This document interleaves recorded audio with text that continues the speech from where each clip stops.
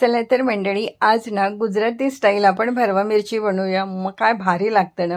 नक्की एकदा ट्राय करा. असं गरम गरम वरण भातासोबत खिचडीसोबत अगदी मस्त लागतं आणि तुम्ही हे प्रवासातसुद्धा नेऊ शकता. भाकरीसोबतसुद्धा खूप मस्त लागतं.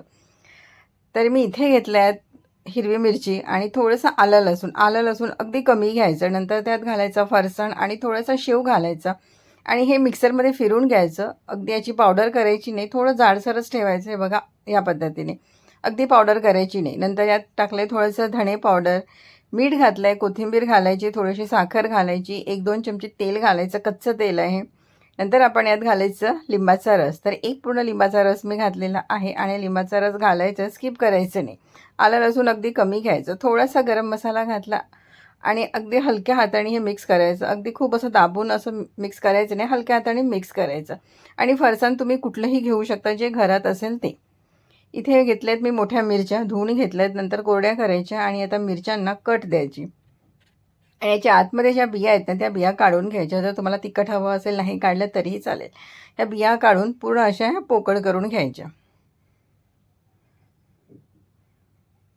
हे बघा, अशा करून घ्यायच्या. आणि आता काय करायचं, आता यात आपण जो मसाला बनवला ना, तो यात आपण भरायचा आणि मस्त असं दाबून चोळून भरायचा. याच्याकरता वेगळं असं काही फरसाण घ्यायची गरज नाही. जे घरात आहे फरसाण तेच वापरायचं आणि मस्त असं दाबून दाबून मसाला भरायचा आहे बघा, अशा पद्धतीने. दुसरीसुद्धा आपण असंच करून घेऊया बघा. आणि अशाच प्रकारे आपण सर्व मिरच्यांमध्ये मसाला भरून घेऊया. तर इथे बघा, सगळ्या मिरच्यांमध्ये मसाला मी भरलेला आहे. आता हे पॅन आपण गॅसवर ठेवायचं. 2 चमचे तेल घालायचं, गॅस मिडियम ठेवायचं आणि मिडियम गॅसवर ही 2 मिनिटे आपण परतून घेऊया. 2 मिनिटांनी झाकण काढायचं. मिरच्या आपण पलटून घेऊया. गॅस मात्र मिडियमच ठेवायची. मीडियम गॅसवरच आपल्याला हे करायचं आहे. आता काय करायचं, यावर ना थोडंसं पाणी शिंपडायचं, थोडंसं, जास्त नाही. परत झाकून ठेवायचं. परत त्याला 2 मिनिटे होऊ द्यायचं. 2 मिनिटांनी झाकण काढायचं आणि जो थोडासा मसाला वाचलेला होता तो यात ॲड करायचा आणि परत हे 2-1 मिनिट आपण मिरची परत आपण फ्राय करून घेऊया. आता झाकण ठेवायचं नाही. झाकण न ठेवताच आपण या थोड्याशा परतून घ्यायच्या.